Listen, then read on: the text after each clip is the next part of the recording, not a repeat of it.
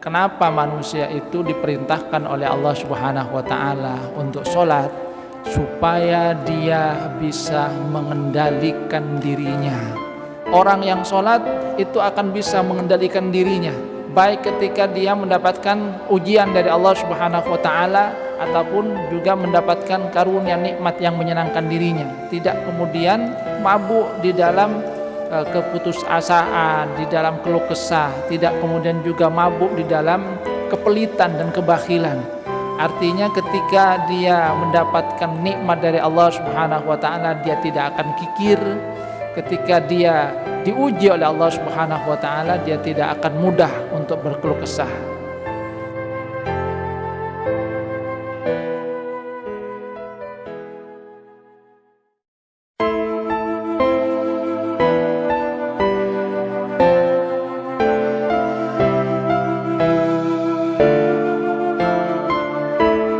Assalamualaikum warahmatullahi wabarakatuh. Innal hamdalillah nahmaduhu wa nasta'inuhu wa nastaghfiruh wa na'udzu billahi min shururi anfusina wa min sayyiati a'malina may yahdihillahu fala mudilla lahu wa may yudlil fala hadiya lahu. Ashhadu an la ilaha illallah wahdahu la syarika lahu wa ashhadu anna Muhammadan abduhu wa rasuluhu la nabiyya ba'dah. Allahumma salli ala Muhammad wa ala ali Muhammad kama sallaita ala ali Ibrahim wa barik ala Muhammad wa ala ali Muhammad kama barakta ala ali Ibrahim fil alamin innaka Hamidum Majid. Rabbi shrah li sadri wa yassir li amri wahlul 'uqdatam min lisani yafqahu qawli, amma ba'du. Hadirin jamaah pengajian rahimakumullah, kita lanjutkan kajian di surah Al-Ma'arij. Dulu kita sudah sampai pada ayat ke-18. Sekarang kita mulai dari ayat 19. Firman Allah Subhanahu wa taala, a'udzubillahi minasyaitonir rajim. Innal insana khuliqa halu'a idza massahu syarru jazu'a wa idza massahul khairu manu'a illal musallin. Sesungguhnya manusia diciptakan dalam keadaan gelisah lagi rakus. Idza massahu syarru jazu'a, kalau dia disentuh sesuatu yang tidak menyenangkan, dia mudah berkeluh kesah. Sebaliknya, kalau disentuh sesuatu yang menyenangkan, yang baik, dia begitu pelit, bakhil. Hadirin jamaah rahimakumullah, di ayat ini Allah Subhanahu wa taala mengisyaratkan tentang sifat dasar dari manusia, yang itu kata para ulama juga merupakan satu hal yang sifatnya manusiawi yang ada pada diri manusia, yaitu bahwasanya manusia diciptakan dalam keadaan halu, mudah berkeluh kesah dan juga pelit. Dari sifat dasarnya sesungguhnya ini adalah sesuatu yang wajar bagi setiap manusia, bahwasanya manusia itu mempunyai keinginan yang begitu besar, meluap-luap, yang kalau kata Ibnu Ashur kadang-kadang dia tidak bisa mengendalikan dirinya. Mengendalikan diri pada saat dia mendapatkan kebaikan, tidak bisa mengendalikan diri untuk tidak mengambil untuk dirinya sendiri. Sebaliknya, kalau dia dapatkan sesuatu yang kurang menyenangkan, tidak bisa mengendalikan diri untuk berkeluh kesah. Yang ini sesungguhnya bagian dari manusia. Akan tetapi sifat ini akan menjadi sifat yang tidak baik kalau manusia mengikutinya. Sama sebetulnya dengan sifat-sifat yang lain yang ada pada diri manusia, bahwasanya manusia itu disyaratkan oleh Allah Subhanahu wa taala di dalam Al-Qur'an, zuyyina lin-nasi hubbus syahawati minan nisa wal banin wal qanatiril muqantarah minadz-dzahabi wal fiddah, bahwasanya manusia itu dijadikan indah dalam pandangannya kepada apa? Perempuan, kepada anak, harta benda, emas, perak, itu adalah sesuatu yang wajar pada diri manusia. Akan tetapi Allah Subhanahu wa taala kemudian memperingatkan bahwa hal yang seperti itu jangan kemudian membuat manusia lupa kepada Allah Subhanahu wa taala, digunakan secara wajar karena memang itu adalah sesuatu yang melekat kepada diri manusia, yang kemudian membahayakan manusia apabila manusia itu hanya menuruti hal tersebut sehingga menjadi budak dari sesuatu yang sesungguhnya menjadi milik dari dirinya. Sama saja dengan makan, minum, lapar, haus, itu bagian dari manusia. Keinginan untuk makan, keinginan untuk minum, itu bagian dari manusia. Manusia tidak bisa dipisahkan.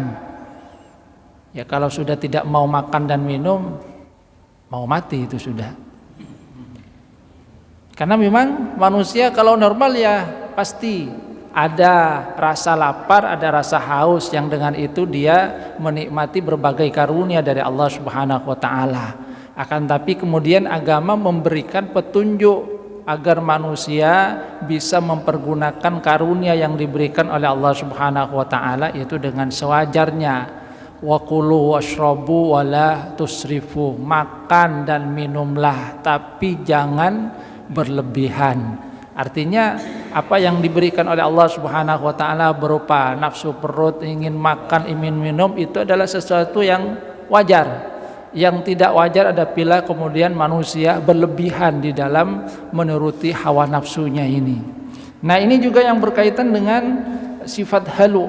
Sifat halu kata Thahir bin Asyur adalah kemampuan untuk tidak bisa mengendalikan dirinya. Jadi tidak bisa mengendalikan dirinya. Ketika mendapatkan sesuatu yang kurang menyenangkan, dia mudah berkeluh kesah. Yang kemudian kalau keluh kesah disampaikan bukan kepada Allah Subhanahu wa taala, kepada manusia, itu kemudian menunjukkan adanya tidak menerima, seakan-akan dia tidak menerima takdir yang diberikan oleh Allah Subhanahu wa taala. Dia berkeluh kesah, cerita ke sana kemari, yang itu kemudian membuat dirinya ingkar terhadap nikmat yang diberikan oleh Allah Subhanahu wa taala. Padahal sesungguhnya sekali lagi kalau kemudian dibandingkan dengan karunia yang diberikan oleh Allah Subhanahu wa taala, ujian itu hanya sebagian kecil dari apa yang dinikmati oleh manusia. Sepanjang hidupnya misalnya manusia mendapatkan kesehatan, tapi begitu sakit sebentar sudah dia berkeluh kesah, mengeluh kenapa dia harus sakit. Padahal sesungguhnya itu bagian dari perjalanan hidup manusia sendiri. Karena manusia itu pasti akan mengalami hal tersebut. Tidak ada manusia yang selamanya tertawa, karena tertawa terus itu nggak enak juga itu. Sakit perut itu kan. Tapi juga tidak ada manusia yang selamanya menangis. Pasti ada saat tertawa, ada saat menangis. Cuma manusia ketika mendapatkan sesuatu yang tidak menyenangkan, di sini isyarat dari Allah Subhanahu wa taala, dia mudah berkeluh kesah. Sebaliknya kalau mendapatkan sesuatu yang menyenangkan, dia manuan kemudian ingin memegang untuk dirinya sendiri, bakhil, tidak ingin membagikan karunia yang diberikan oleh Allah Subhanahu wa taala kepada dirinya kepada orang lain. Jadi hanya ingin dipegang untuk dirinya sendiri. Karena rasa itulah kemudian timbul rasa kikir. Nah, ini juga tidak baik.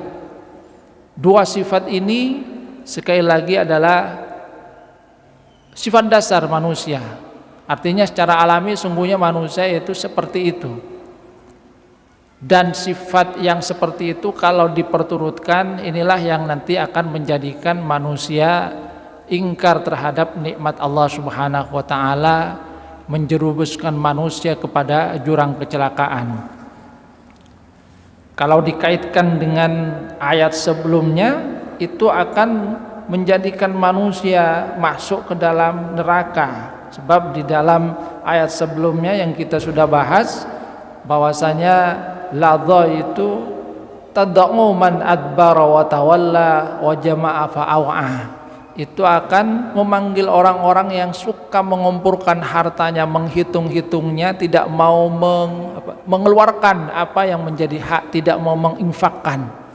Ya karena tadi, kenapa manusia melakukan seperti itu? Jamaah, kemudian aw'ah, mengumpulkan, menghitung-hitung, tidak mau untuk menginfakkannya, karena adanya sifat manu'an tadi. Bakhil hanya ingin menggunakannya dalam rangka kepentingan dirinya sendiri.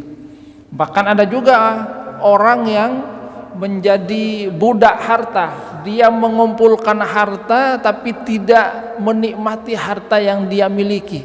Kan ada orang yang sangat bakhil itu. Mau beli sesuatu pikir-pikir itu. Hari mun ka beli tak ada wese. Padahal Allah Subhanahu wa taala sudah memberikan dia karunia itu.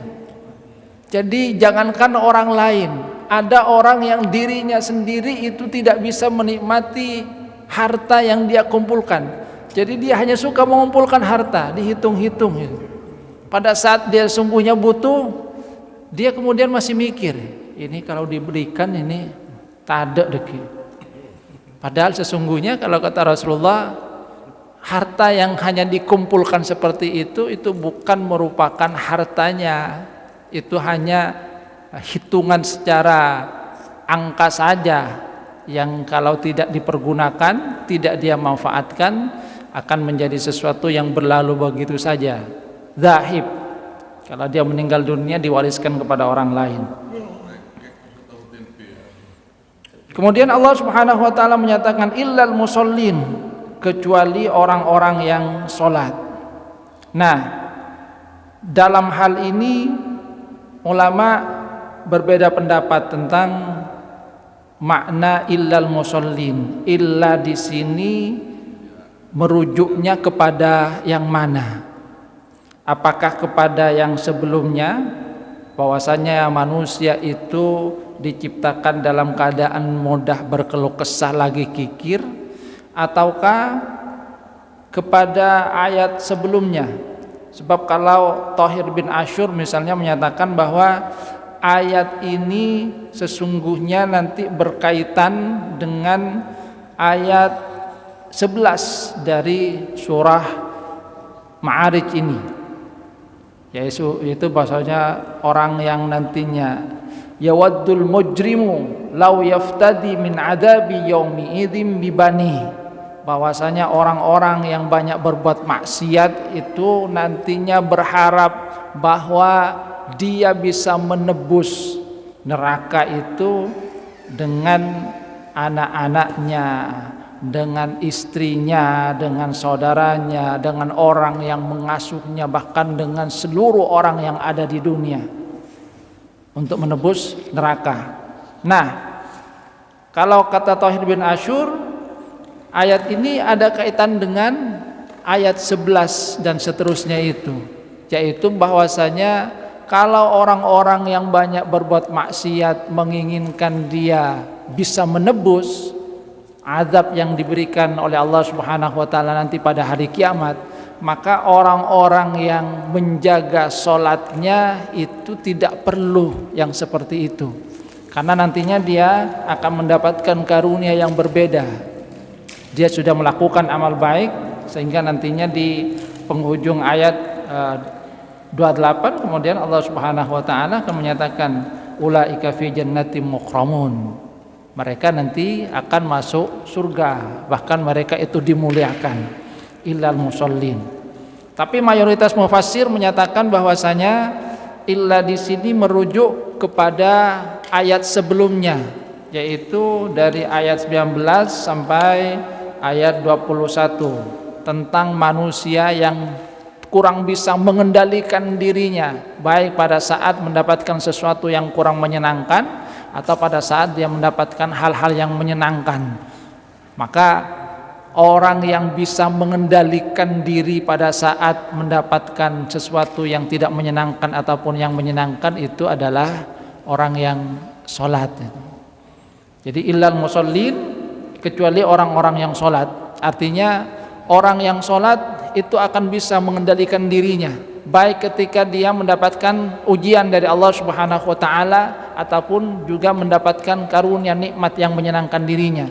Dia akan bisa mengendalikan dirinya, tidak kemudian mabuk di dalam keputusasaan, di dalam keluh kesah, tidak kemudian juga mabuk di dalam kepelitan dan kebakhilan. Dia akan bisa mengendalikan dirinya. Artinya ketika dia mendapatkan nikmat dari Allah Subhanahu wa taala, dia tidak akan kikir. Ketika dia diuji oleh Allah Subhanahu wa taala, dia tidak akan mudah untuk berkeluh kesah. Tapi yang paling penting bahwasanya di dalam ayat-ayat ini Allah Subhanahu wa taala mengisyaratkan tentang sifat-sifat hamba yang mulia dari orang yang menegakkan salat. Sehingga kemudian ada juga menyatakan kenapa manusia itu diperintahkan oleh Allah Subhanahu wa taala untuk sholat, supaya dia bisa mengendalikan dirinya, baik pada saat mendapatkan nikmat dari Allah Subhanahu wa taala ataupun mendapatkan ujian dari Allah Subhanahu wa taala. Pada saat mendapatkan nikmat, dia tidak lupa untuk bersyukur, dia kemudian tidak bakhil membagikan hartanya, dan nanti kita akan mendapatkan sifat-sifat itu di dalam ayat-ayat ini. Dan juga dia akan bersabar manakala mendapatkan ujian dari Allah Subhanahu wa taala. Illal musallin, kecuali orang-orang yang salat. Siapakah yang kemudian diisyaratkan oleh Allah Subhanahu wa taala sebagai musallin? Di sini ada sifat-sifat yang diisyaratkan oleh Allah Subhanahu wa taala. Alladzina hum ala salatihim daimun. Yang pertama adalah orang-orang yang senantiasa dalam salatnya. Daimun artinya kemudian berkesinambungan. Kalau kata Imam Ibnu Katsir di situ dikatakan qila maknahu yuhafizuna ala awqatiha wa wajibatiha, bahwa yang dimaksud dengan daimun, orang-orang yang daimun berkesinambungan senantiasa pada sholatnya, itu adalah yang menjaga waktu-waktu sholatnya. Jadi semua sholat itu ditunaikan dengan baik, wajibat. Sebagaimana firman Allah Subhanahu wa taala, hafidhu 'alas sholawati was sholatil wusta wa qumu lillahi qanitin. Jadi bukan kemudian zuhur asar dia hadir, setelah itu maghrib menghilang, isya datang, subuh kemudian hilang lagi. Akan ada di antara manusia yang sholat, akan tapi ada yang kemudian bolong. Terutama ada yang bolong waktu subuhnya karena terlelap di dalam tidurnya. Maka yang dimaksudkan dengan daimun adalah yuhafiduna ala awqatiha wa wajibatiha. Dia bisa menjaga waktu-waktu sholat itu. Jadi subuh, zuhur, asar, maghrib, isya itu ditunaikan dengan baik. Tidak ada yang kemudian terlewat, termasuk di dalam waktu-waktunya. Sebab ada juga yang sholat akan tetapi sudah lewat dari waktu sholatnya. Asar misalnya, karena sibuk dengan pekerjaannya, baru sudah maghrib, sarip, ada yang seperti itu kan, ada itu. Bahkan kalau kita waktu di bis kota kadang ada nyanyiannya pengamen itu, Tuhan maafkan aku, subuh saya masih terlelap itu, kemudian zuhur saya masih sibuk dengan kerja, asar masih dalam perjalanan pulang, maghrib, isya sudah terlelap lagi, Tuhan maafkan aku. Nah ini tidak termasuk dalam daimun itu. Ya kalau sehari capek itu mungkin bisa dimaafkan, tapi kalau setiap hari ini artinya tidak ada keinginan ya, untuk melakukan perbuatan baik. Kalau manusia itu istiqomah, itu kan bisa dicatat walaupun dia tidak mengerjakannya. Sehingga misalnya Rasulullah SAW kan pernah habis sholat asar, sholat sunnah, ketika ditanya oleh para sahabat, sholat apa tadi ya Rasul? Kata Rasulullah, tadi saya habis sholat zuhur langsung bagikan ghanimah, sibuk sampai kemudian datang waktu asar lupa bahwa belum sholat sunnah sesudah zuhur, maka saya ganti sesudah sholat asar. Ini bagi yang istiqomah. Makanya juga ada di antara ulama yang menyatakan orang yang biasa sholat duha istiqomah, kemudian satu waktu karena kesibukan terlupa, ibu-ibu misalnya masak sampai kok tiba-tiba sudah mau zuhur, maka ulama menyatakan boleh diganti bagi yang istiqomah itu di malam harinya, gantinya tadi yang duha itu, tapi bagi yang istiqomah. Tapi kalau yang tidak istiqomah,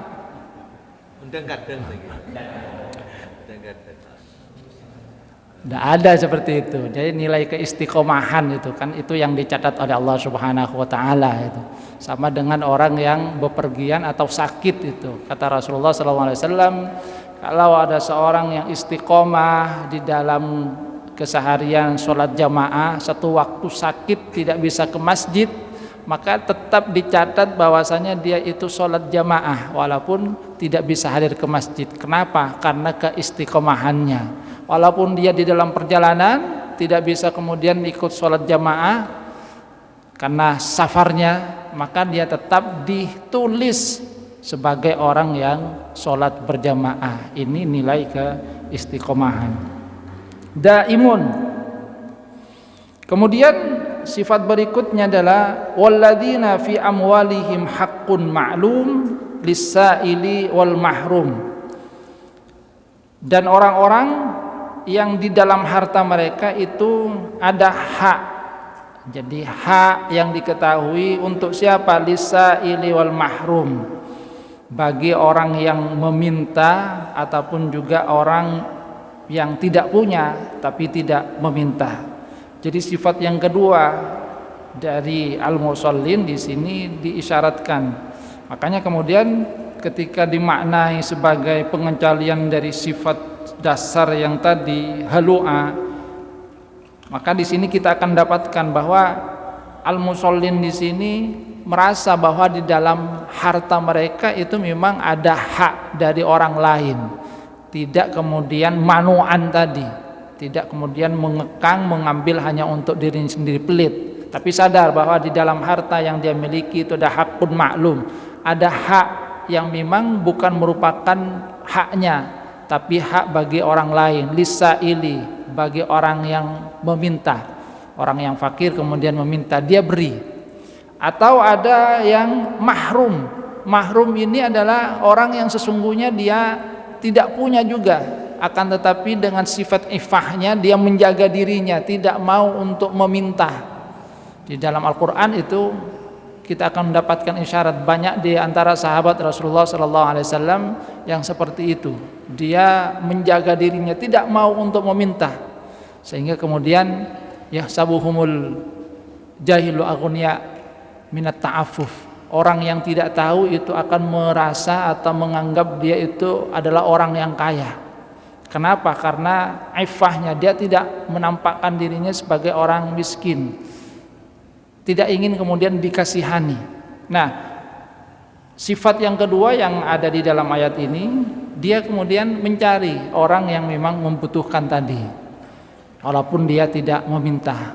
Jadi mendatangi orang yang memang dia masuk kategori butuh, tapi dia tidak meminta kepada orang lain karena sifat ifahnya, karena sifat untuk menjaga kehormatan dirinya. Dan ini adalah sifat yang memang ada yang digambarkan di dalam Al-Quran oleh Allah Subhanahu wa ta'ala. Sahabat-sahabat Rasulullah banyak yang seperti itu. Jadi walaupun tidak punya, tapi mereka tidak ingin kemudian meminta-minta, tetap berusaha. Nah, untuk itulah orang kaya itu harus mencari bahwa inilah yang sesungguhnya tidak punya, yang kemudian diberikan hak mereka. Kemudian yang ketiga adalah walladzina yusaddiquna biyaumiddin. orang-orang yang membenarkan yaumuddin. Yaumuddin itu adalah yaumul hisab, karena salah satu makna dari ad-din itu adalah yaumul qiyamah. Jadi yaumul qiyamah, maliki yaumiddin di surah Al-Fatihah itu kan maknanya adalah yang menguasai hari pembalasan. Yusaddiquna biyaumiddin.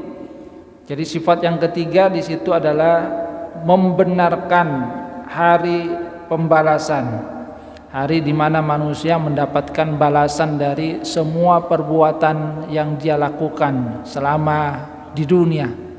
Di dunia manusia mungkin saja mendapatkan balasan dari apa yang dia lakukan, akan tetapi balasan yang dia dapatkan itu secara sempurna akan didapatkan nanti pada hari kiamat. Jadi pada hari kiamat itu secara sempurna semua, baik orang yang di dalam dunia berbuat baik ataupun yang berbuat tidak baik. Sebab mungkin saja di dunia ada orang jahat tapi belum mendapatkan balasannya itu, karena canggihnya dia menutupi apa yang dia lakukan. Ini seperti yang sekarang sedang viral ini, pembunuhan Barada J itu kan kemudian berusaha ditutupi karena adanya kekuasaan yang dimiliki.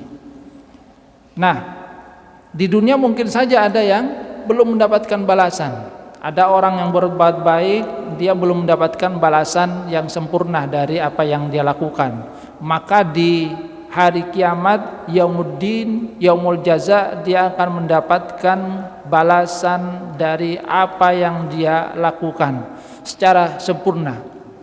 Makanya kemudian diungkapkan dengan yuwaffa itu. Jadi dibalas secara sempurna.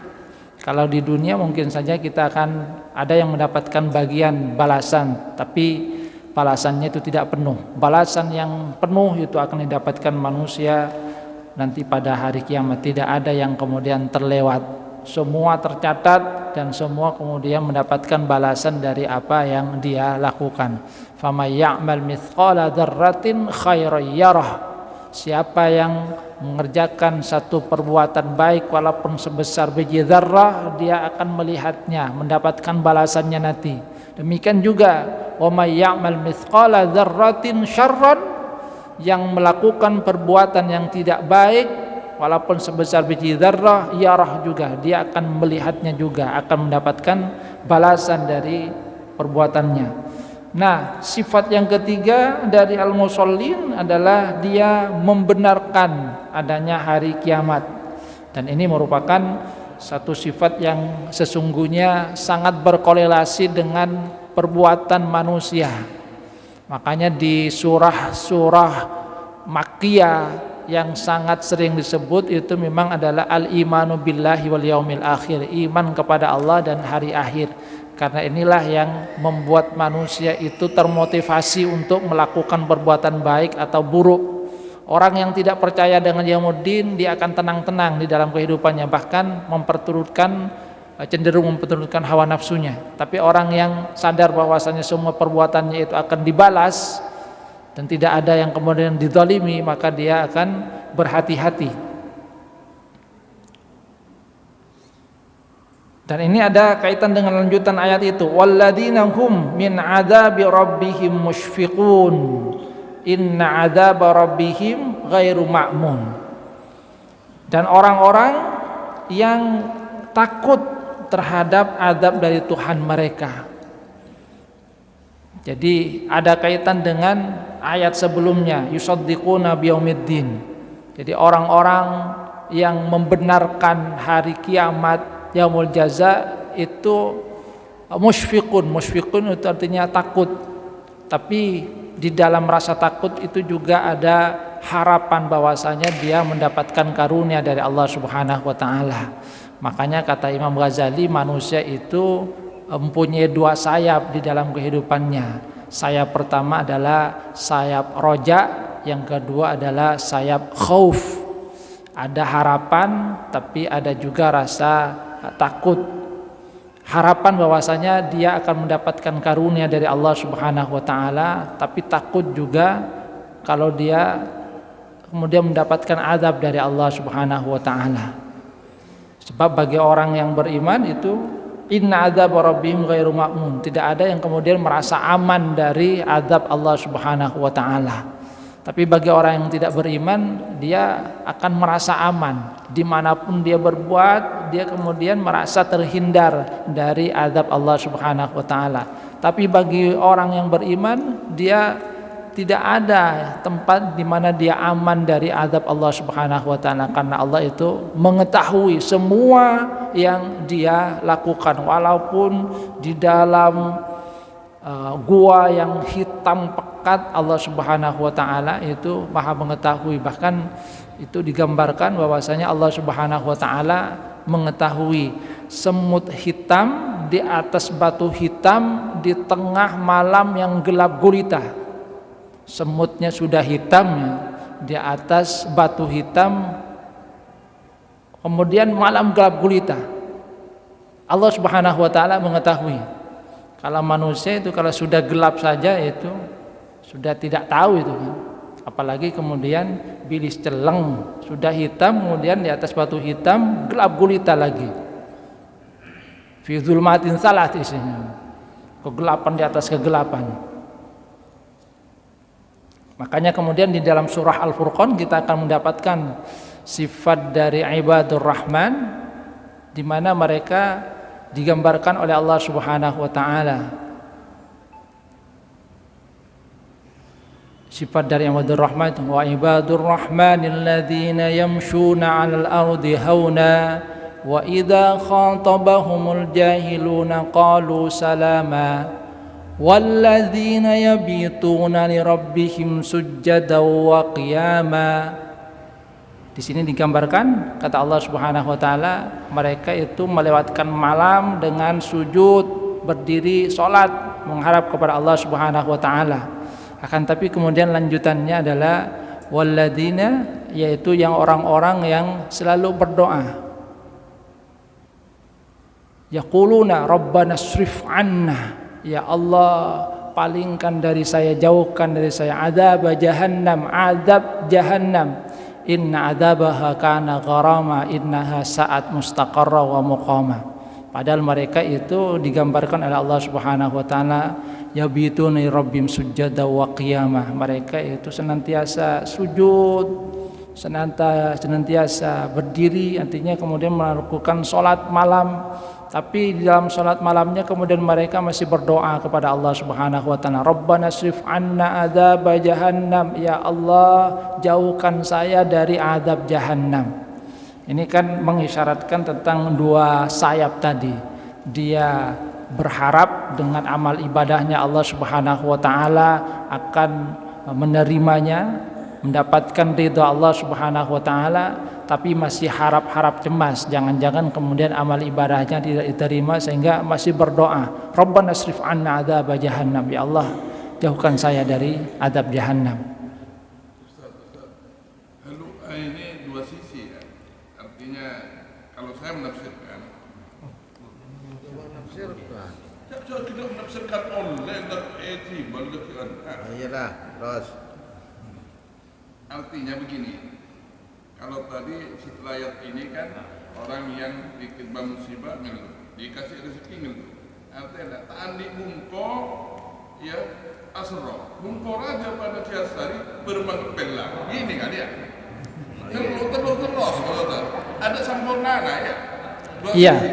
Dua sisi. Kalau kata Ibnu Abbas, tafsirnya sudah jelas, yaitu sesudah ayat ini, dan ini sudah tafsirul ayah bir ayah. Jadi kata Ibnu Abbas, tidak ada yang lebih jelas lagi kecuali tafsir yang sudah diberikan oleh Allah Subhanahu wa taala sendiri gitu.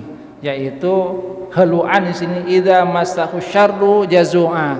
Kalau dia mendapatkan sesuatu yang tidak menyenangkan, mudah berkeluh kesah. Acarita kepin ka orang.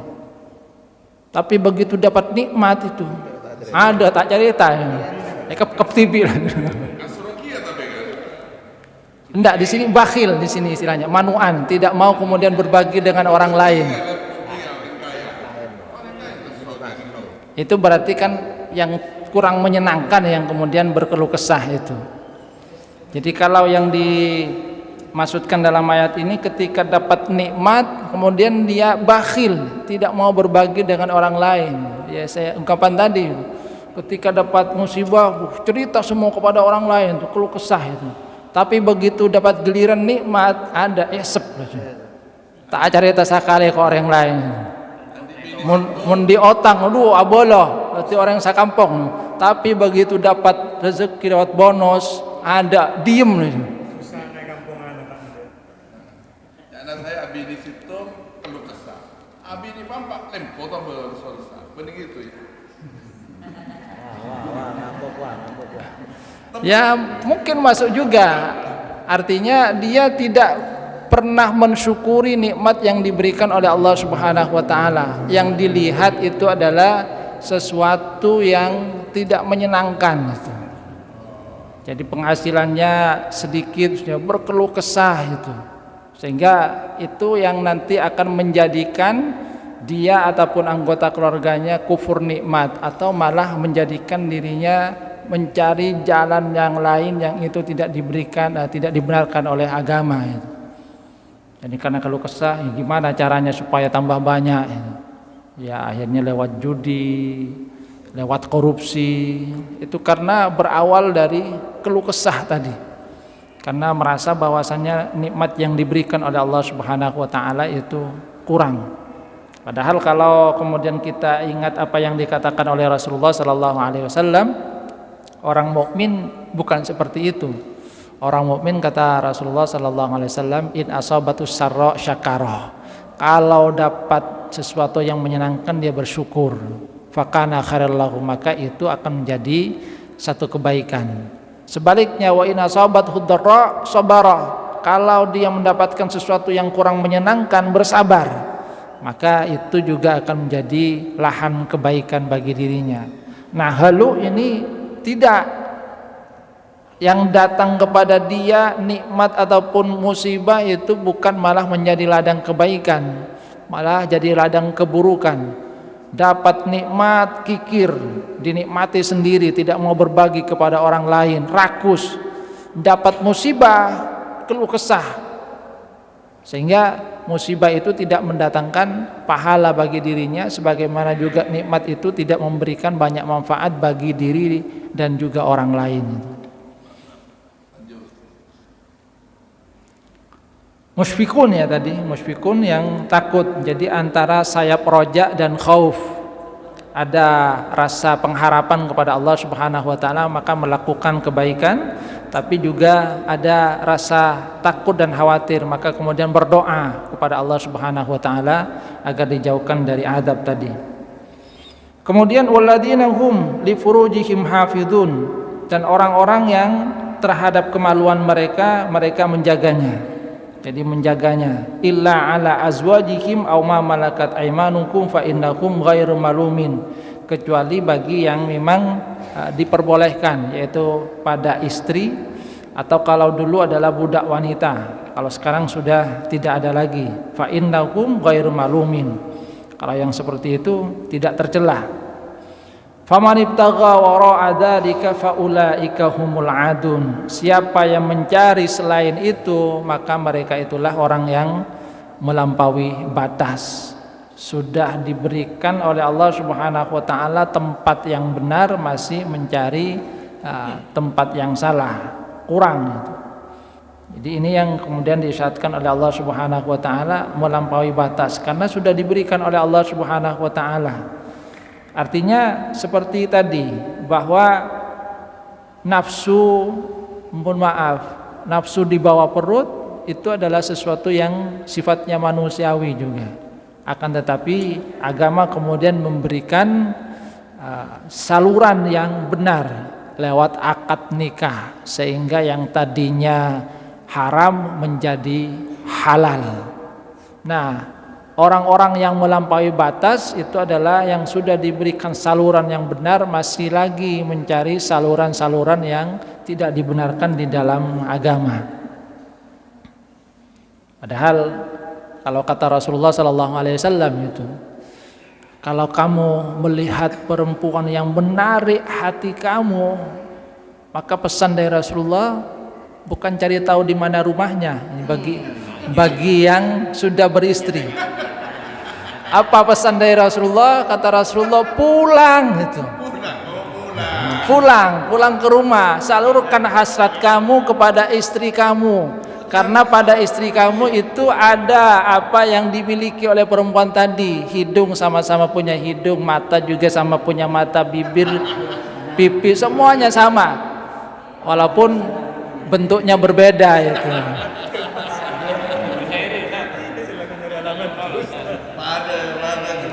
Jadi itu pesan dari Rasulullah. Kalau ada perempuan yang kemudian menggugah hati, pulang langsung, salurkan. Kalau dia udah dihalalkan Ustaz kan enggak apa-apa. Ya kalau dihalalkan tidak apa-apa. Itu tips untuk meredam yang diberikan oleh Rasulullah sallallahu alaihi wasallam.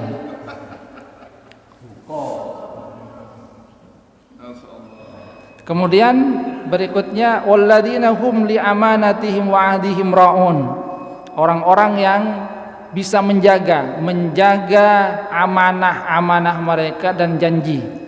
Yang menarik di sini adalah tentang amanah. Allah Subhanahu wa taala mengungkapkan dengan jamak amanah.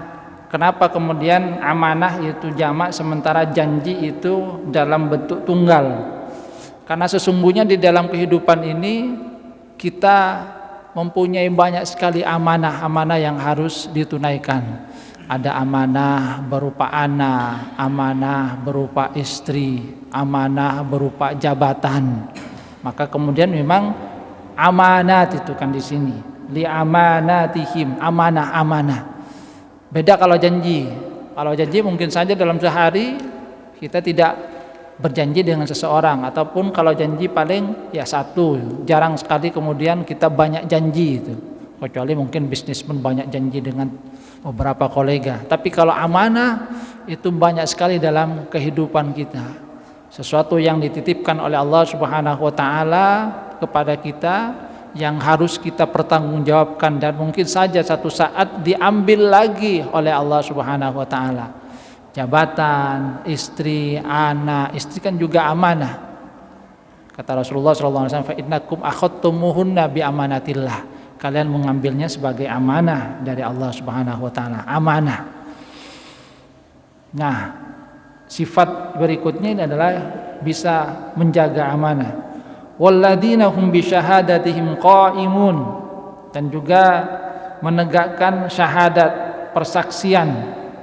Ada yang memaknai bahwa syahadat di sini adalah kalimat syahadat yang kita ucapkan, asyhadu an la ilaha illallah wa asyhadu anna muhammadar rasulullah, bahwa kita kemudian menunaikan syahadat, persaksian yang kita pernah berikan. Kemudian walladzina hum ala salatihim yuhafizun. Ini yang menarik di awal ayat di situ yang menggambarkan sifat musallin daimun, kemudian di sini ditutup dengan ala salatihim yuhafizun, menjaga salat mereka. Jadi apa maknanya menjaga? Menjaga di sini ala mawaqitiha wa arkaniha wa wajibatiha wa mustahabbatiha. Jadi semuanya kemudian ditunaikan dengan bentuk yang terbaik. Waktu-waktunya, rukun-rukunnya, wajib-wajibnya, termasuk juga mustahabbat yang sunnah-sunnah dari sholat itu. Ya khusyuknya, kemudian bagusnya, termasuk waktunya, itu yang kemudian dijaga. Sebab mungkin saja ada orang yang berkesinambungan tadi, tapi kurang menjaga kekhusyuan, kurang juga menjaga rukun-rukunnya. Maka yuhafidun itu semuanya, mawaqid, arkan, wajibat, kemudian wa mustahabbat. Yang di sini kemudian ada hal yang sangat menarik, bahwa di awal diawali dengan sholat, di akhir ternyata juga diakhiri dengan sholat. Nah, orang-orang yang punya sifat yang seperti itu kemudian dikatakan oleh Allah Subhanahu wa taala, ulaika fi jannatim mukramun. Mereka itu di surga, dimuliakan oleh Allah Subhanahu wa taala. Makanya kalau Thahir bin Asyur kemudian menyatakan bahwa illal musallin ini adalah pengecualian dari orang-orang yang tadinya ingin menebus. Nah, orang-orang yang menjaga sholatnya dengan berbagai sifat ini, mereka tidak perlu melakukan seperti yang dilakukan oleh mujrimun tadi, yang ingin menebus azab itu dengan harta benda, dengan orang-orang tercintanya. Orang-orang yang menunaikan sholat dengan sifat-sifat seperti ini, itu malah sebaliknya, mereka dimasukkan surga. Bahkan bukan hanya sekedar dimasukkan, mukramun, mereka dimuliakan oleh Allah Subhanahu wa taala. Hadirin jamaah rahimakumullah, ya mudah-mudahan kita bisa meneladani sifat-sifat ini di dalam kehidupan ini, mulai dari sholat kemudian juga diakhiri dengan sholat. Ini saja mungkin dapat kita bahas pada kesempatan kali ini. Kurang lebihnya mohon maaf. Wabillahi taufiq wal hidayah wal hidayah. Assalamualaikum warahmatullahi wabarakatuh.